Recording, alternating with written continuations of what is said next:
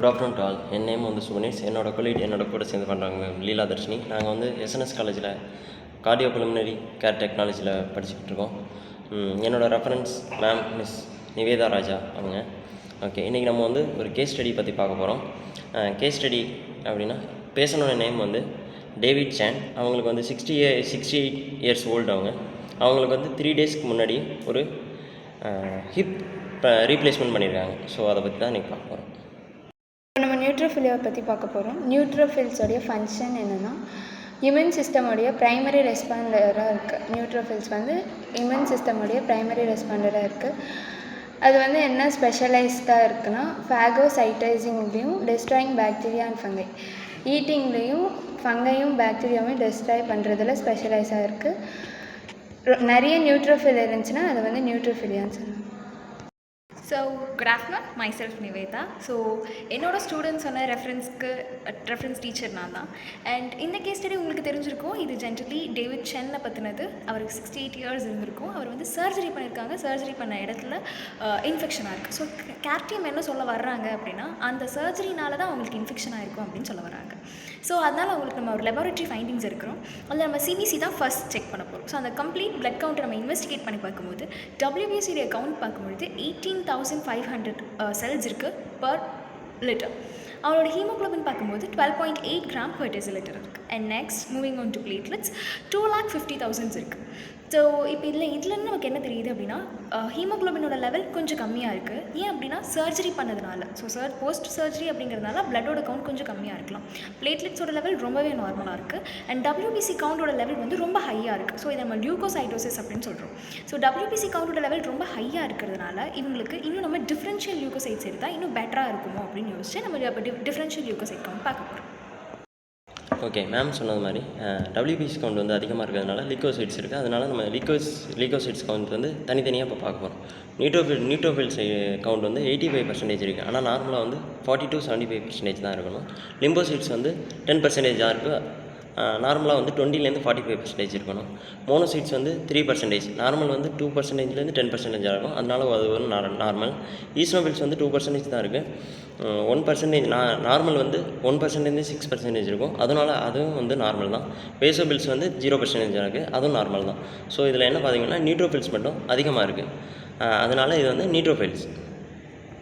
Hi, I'm லீலாதர்ஷினி. இப்போ நம்ம chief complaint பற்றி பார்க்க போகிறோம். மிஸ்டர் சேன் வந்து ஃபீவரால் அஃபெக்ட் ஆகிருக்காங்க. அவங்களுக்கு வந்து 102.5 டிகிரி ஃபேரன்ஹீட்டில் ஃபீவர் இருக்குது, ஷிவரிங் இருக்குது. அப்புறம் ஆப்ரேஷன் சர்ஜரி பண்ணனால அவங்களுக்கு மைல்ட் ரெட்னஸ், சுற்றி ரெட்னஸாக இருக்குது. அதுக்கப்புறம் அதனால் பெயின் வந்து இன்க்ரீஸ் ஆகிருக்கு.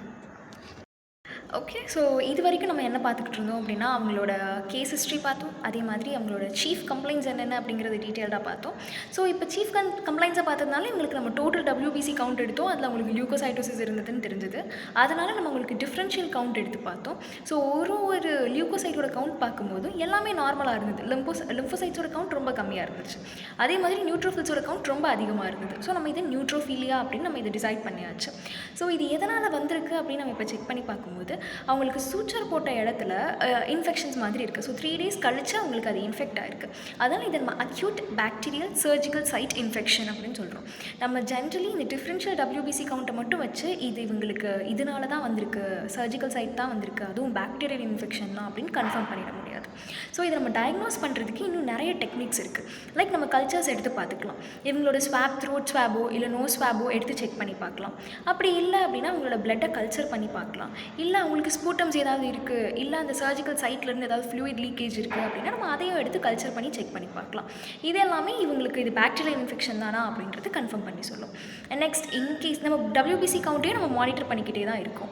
அண்ட் இவங்களுக்கு இதுதான் அப்படின்னு கன்ஃபார்ம் ஆகிடுச்சு அப்படின்னா இவங்களுக்கு அதை ட்ரீட் பண்ணுறதுக்கு ப்ராட் ஸ்பெக்ட்ரம் ஆன்டிபயோட்டிக்ஸ் கொடுக்கலாம். திஸ் மீன்ஸ் தட் ஒரு ட்ரக்கு நிறைய டைப்ஸ் ஆஃப் பாக்டீரியாவை கில் பண்ணுற மாதிரி வித்தவுட் ஹேவிங் தட் டாலரன்ஸ். அந்த பாக்டீரியா இந்த ட்ரக்குக்கு டாலரண்ட் ஆகாத மாதிரி நம்ம ட்ரக்ஸ் ப்ரிஃபர் பண்ணி கொடுக்கலாம். That is generally called as vancomycin கொடுக்கலாம் அண்ட் டொசபாக்டிம் கொடுக்கலாம். இந்த மாதிரி ட்ரக்ஸ் எல்லாம் நம்ம ப்ரிஃபர் பண்ணலாம். நம்ம இப்போ டயக்னோசிஸும் பார்த்தாச்சு, ஓரளவுக்கு ட்ரீட்மெண்ட்டும் பார்த்தாச்சு. ஸோ இதோட கன்க்ளூஷன் என்ன அப்படின்னா, இன்கேஸ் இவங்களுக்கு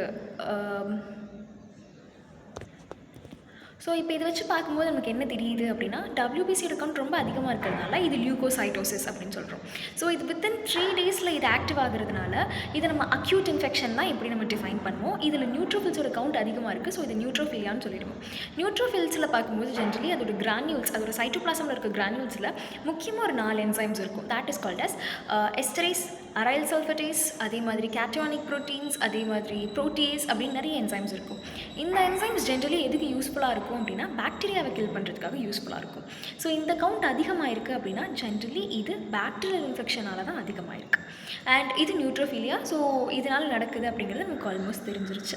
இதை நம்ம எண்டில் எப்படி கன்க்ளூட் பண்ணி முடிக்கலாம் அப்படின்னா, இப்போ இவங்களுக்கு சூச்சர் சைட்டில் இன்ஃபெக்ஷன் ஆகிருக்கு, அதனால் இந்த பேஷண்ட்டுக்கு பெயின் இருக்குது, ரெட்னஸ் ஆகிருக்கு, ஸ்வெல்லன் ஆகிருக்கு. அண்ட் இவங்களுக்கு இதனால் டெம்பரேச்சர் வந்து 1 or 2.5 டிகிரி ஃபாரன்ஹீட் வரைக்கும் ஏறி இருக்குது.